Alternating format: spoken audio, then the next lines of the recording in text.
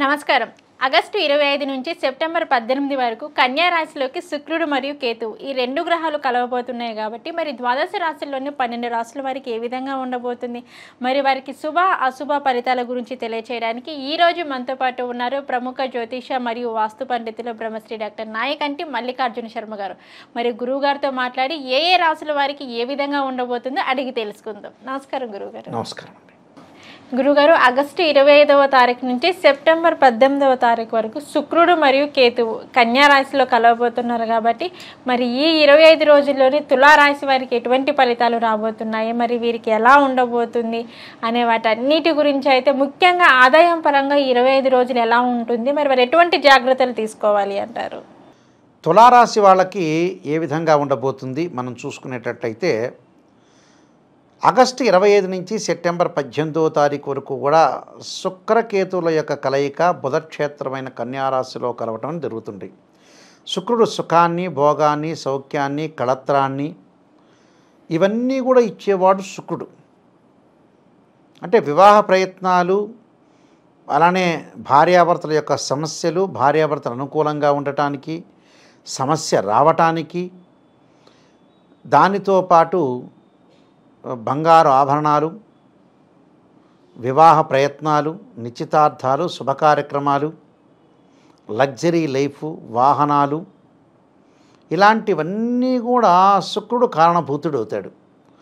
శుక్రుడు గోచారరీత్యా 1, 2, 4, 5, 8, 9, 11 స్థానాలు శుభఫలితాన్ని ఇస్తాడని, మిగతా స్థానాల్లో ఉంటే కరెక్ట్గా ఫలితం ఇవ్వడు, చెడ్డ ఫలితాన్ని ఇచ్చే అవకాశం ఒకటి ఉంటుంది. కేతు జ్ఞానాన్ని ఇచ్చేవాడు. భూ సంబంధమైన వ్యవహారాలు, గృహ నిర్మాణము, రైతులు, వ్యవసాయము, కెమికల్ కంపెనీలు, మెడికల్ ల్యాబొరేటరీసు, డాక్టర్సు, కెమిస్ట్రీ లెక్చరర్సు, రసాయన పదార్థాలు, రసాయనిక కంపెనీలు, కెమికల్ కంపెనీసు, జ్ఞానాన్ని ఇవ్వటం, తీర్థయాత్రలు, పుణ్యక్షేత్రాలు, కోర్టు సమస్యలు ఇలాంటివన్నీ ఇచ్చేవాడు కేతు. అంటే కేతు బలం ఎలా ఉంది, శుక్ర బలం ఎలా ఉంది అని చూస్తే తులారాశి వాళ్ళకి ద్వాదశంలో శుక్రకేతువుల యొక్క కలయిక. ద్వాదశంలో శుక్రకేతువుల యొక్క కలయిక వల్ల ఏ విధంగా ఉండబోతుందంటే ఆర్థిక పరంగా ఆదాయం అనేది పెరుగుతుంది, కానీ ఖర్చులు కూడా పెరుగుతాయి. అంటే కొంతమందికి ఏంటంటే ఖర్చులు పెరుగుతుంటాయి. ఆ ఖర్చులు ఎందుకు పెరుగుతాయి అంటే వాట్ ఈజ్ ద రీజన్ అంటే ఈ తులారాశి వాళ్ళు పిల్లల యొక్క చదువు పట్ల, అమ్మాయిలు వాళ్ళ యొక్క పిల్లలు ఎవరైతే ఉంటారో ఇంట్లో కూతుళ్ళు కానీ కొడుకులు కానీ ఉంటే కొడుక్కి సంబంధించిన చదువు, కూతుళ్ళ యొక్క చదువులు, వాళ్ళ యొక్క పెళ్ళిళ్ళకి ఖర్చు చేసే అవకాశాలు ఎక్కువ ఉంటాయి. అంటే ఉద్యోగపరంగా ఇబ్బందులు ఉండవు, ఉద్యోగపరంగా, ఆర్థిక పరంగా, ఆదాయపరంగా వాళ్ళు బాగానే ఉంటారు. కానీ ఆదాయం కంటే కూడా ఖర్చు ఎక్కువ పెరిగిపోతుంది. అంటే ఖర్చు పెరగడానికి కారణం ఏంటంటే డెవలప్మెంట్ ఉంటారు, అధికారుల యొక్క అనుగ్రహం ఉంటుంది, అన్నీ ఉంటాయి. కానీ శుభకార్యక్రమాల నిర్వహణకి మాత్రమే ఖర్చు అవుతుంది. ఏ తండ్రైనా పెళ్లి చేయాలి, కొడుకు చదువుకోవాలి, ఆడపిల్లలు కానీ మగపిల్లలు కానీ చదువుకోవాలి, ఎడ్యుకేషన్ పరంగా డెవలప్ చెందాలి, వాళ్ళ యొక్క పెళ్ళిళ్ళు చేయాల్సిందే, తప్పదు అది. ఎందుకంటే అది తండ్రి తల్లి బాగుండాలి అని అంటే ఏమిటంటే పిల్లలు బాగుంటేనే తల్లిదండ్రులు బాగున్నట్టు, వెల్ అండ్ గుడ్ అంతే. అంటే మనకి శాస్త్రంలో శరీరంలోంచి ఆనందధాతు హృదయంలోంచి కదిలితేనే సంతానం పుడతారని అర్థం. అంటే సంతానం సంపత్ప్రదం అంటారు.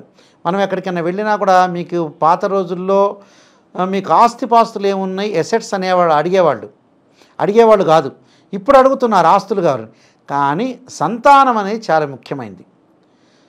పాత రోజుల్లో 70లో 80లో 90లో ఆ ప్రాంతాల్లో మీకు ఎంతమంది పిల్లలు అడిగేవాళ్ళు, పెళ్ళయిందా, పిల్లలు ఎంతమంది, నీకు ఎన్ని కోట్లు ఆస్తుంది, ఎక్కడెక్కడ ఉంది అని అడిగేవాళ్ళు కాదు.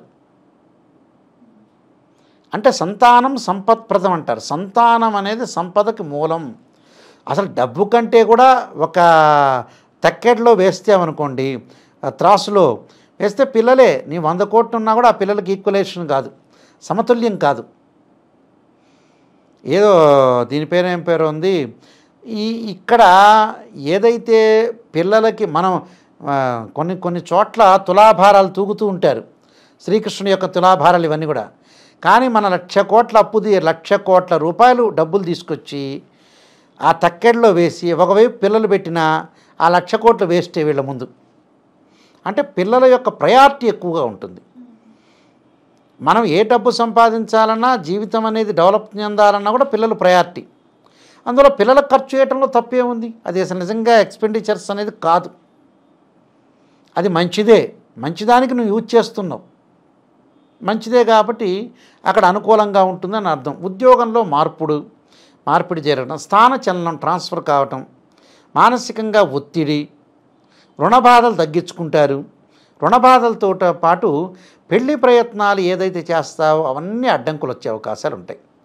తొందరగా రావు, లేటు జాప్యం జరిగే అవకాశాలు ఎక్కువ ఉంటాయి. బంధుమిత్రులతోటి విరోధ భావాలు, స్నేహితుల యొక్క బంధువుల యొక్క సంబంధాలు కలుపుకోలేదని వాళ్ళతో అటాచ్మెంట్ తగ్గే అవకాశాలు ఉంటాయి వీళ్ళకి. మా అమ్మాయిని ఇస్తాం, మా అబ్బాయిని ఇస్తాం అని బంధువులు చెబుతుంటారు కదా, వాళ్ళు కొంతమంది ఒప్పుకోరు, అంటే అగ్రీ కాకపోవటం వల్ల కొంత గొడవలు, డిస్ప్యూట్స్, మాట్లాడుకోకపోవటం, ఇలాంటి ఇన్సిడెంట్స్ జరిగే అవకాశాలు ఎక్కువగా ఉంటాయి. అంటే వీళ్ళు ఇంక్రీజ్ అవుతుంది, మనీ అనేది ఇంక్రీజ్ అవుతుంది, కానీ ఎక్కడొక్కడో చోట ఎక్స్పెండిచర్స్ అనేవి పెరుగుతుంటాయి. అలాంటి వాటికి కొంత మంచి పనులు చేసేటప్పుడు డబ్బు నష్టమైనా కూడా పర్వాలా, అది నష్టము అనకూడదు, లాభమే అని అర్థం. పిల్లలకు చదువుకి ఇంపార్టెంట్, అమ్మాయి యొక్క పెళ్ళికి చాలా ఇంపార్టెంట్ కాబట్టి బంగారు ఆభరణాలు కొనుగోలు చేస్తారు, రుణబాధలు తగ్గించుకుంటారు.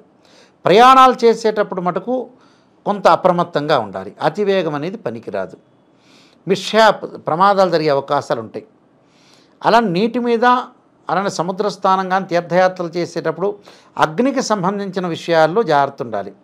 అంటే కుజవత్ కేతు అంటాడు, అంటే కుజుడి విషయంలో కొద్దిగా ప్రమాదాలు, దగాదాలు, కోర్టు సమస్యలు, అంటే ఎవరితో ఉన్న మధ్యవర్తిత్వం అనేది పనికిరాదు. ఆ మధ్యవర్తిత్వం అంతా కూడా గొడవ జరిగి కోర్టులకి, పోలీస్ స్టేషన్లకి వెళ్ళే అవకాశం అనేది కలగజేసుకోకూడదు.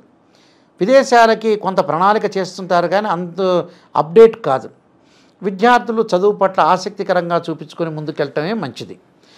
వివాహానికి చేసుకునే వ్యక్తులు ఎవరైతే ఉంటారో సంబంధాన్ని కరెక్ట్గా ఆలోచన చేసి ముందుకు వెళ్ళండి. ఎందుకంటే ఏదో ఇంకా బాగున్నాడు, మా అబ్బాయి మంచిది, మా అమ్మాయి మంచిది, ఇంద్రుడు చంద్రుడు ఇవన్నీ చెప్పటం కాదు. ఈ పొగటం వల్లే సర్వనాశనం అయిపోతుంది దేశం అంతా కూడా. నిజాన్ని, నిప్పు అనేది నిప్పు లాంటి నిజాన్ని తెలుసుకోవాలి, జాగ్రత్త పడాలి. ఒక సంబంధాన్ని ఇచ్చేటప్పుడు కూడా అందరితో 10 మందితో చర్చించాలి, కొంత జాతకాలు చూపించుకోవాలి, ఇవన్నీ చూసుకొని ముందుకు వెళ్ళాలి. అంటే చూసుకోకుండా కొంతమంది ఏంటంటే ఇలాంటి వేషాలు వేస్తుంటారు చాలామంది కూడా. అంటే ఏదో బాగానే ఉంది లేపో, మేము అనుకుంటున్నాం, వీళ్ళు అనుకుంటున్నారని చెప్పటం, తొందరగా బురదలో దిగటం, తర్వాత కడుక్కోవడానికి చాలా కష్టంగా ఉంటుంది. ఏదో సెల్ ఫోనో లేదా కంప్యూటరో కాదుగా, ఓ 2-3 ఇయర్స్ మనం వాడి యూజ్ అండ్ త్రో అని వేయటానికి, అలా కాదు కదా. లైఫ్ లాంగ్ రన్లో ట్రావెల్ చేయాల్సిన వ్యక్తులు వీళ్ళు, చాలా కేర్ తీసుకోవాలి. మనకి ఎన్ని సంవత్సరాల పాటు ఒక మనిషితో ట్రావెల్ చేసినా ఆ మనిషి యొక్క వ్యక్తిత్వం తెలియదు, ఆ వ్యక్తి కూడా మారిపోవచ్చు.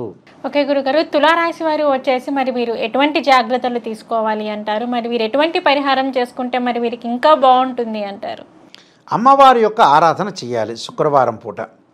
అంటే కాత్యాయనాయుధే కన్యాకుమారి ధీమే తన్నో దుర్గి ప్రచోదయాత్ అనే మంత్రాన్ని, అలానే అమ్మవారి యొక్క కుంకుమార్చన చేయటం స్త్రీలు, ముఖ్యంగా మనకు శ్రావణ మాసం వస్తుంది, వరలక్ష్మి వ్రతాన్ని చేయటం, శుక్రవారం కూడా భగవంతుడి యొక్క ఆరాధన చేయటం, శరీరంలో భయం తొలగటానికి ఆంజనేయ స్వామి యొక్క ఆరాధన చేయాలి మంగళవారం పూట. ఆంజనేయాయుధే వాయుపుత్రాయుధీమే తన్నో హనుమత్ ప్రచోదయాత్ అనే మంత్రాన్ని, ఆంజనేయ స్వామికి తమలపాకుల పూజ చేయడం చాలా మంచిది. ఈ రెండు కూడా నేను చెప్పినవి పాటిస్తే చాలా మంచి జరిగే అవకాశం ఎక్కువ ఉంటుంది. ఏదైనా భగవంతుడి యొక్క ఆశీర్వచనం చేయాలి. మనం చేసే పని ఎప్పుడు కూడా మంచిగానే ఉండాలి, 10 మంది మెచ్చేటట్టు ఉండాలి. ఒకవేళ మెచ్చినా మెచ్చకపోయినా దేవుడు మెచ్చితే చాలు. ఎందుకంటే మనం చేసే పని అందరూ మెచ్చాలని రోజు దగ్గర శత్రువులు కూడా ఉంటారు కదా, వాళ్ళు మెచ్చకపోవచ్చు. ఆ మెచ్చలేని వ్యక్తులు కూడా ఉంటారు, కుళ్ళు ద్వేషాలతో ఉండే వ్యక్తులు కూడా ఉంటారు. సరే, వాళ్ళతోటి మనం పనే లేదు, భగవంతుడు మెచ్చితే చాలు, మనం చేసే ధర్మాన్ని మనం కాపాడితే చాలు, 100% భగవంతుడి యొక్క ఆశీర్వచనం వస్తుంది. ఓకే గురుగారు, తులారాశి వారికి వచ్చేసి మరి ఎటువంటి ఫలితాలు రాబోతున్నాయి, మరి వీరు ఎటువంటి జాగ్రత్తలు తీసుకొని ఎటువంటి పరిహారం చేసుకుంటే వీరికి బాగుంటుంది అనే వాటి గురించి అయితే మాకు తెలియజేశారు. ధన్యవాదాలు గురుగారు. నమస్కారం.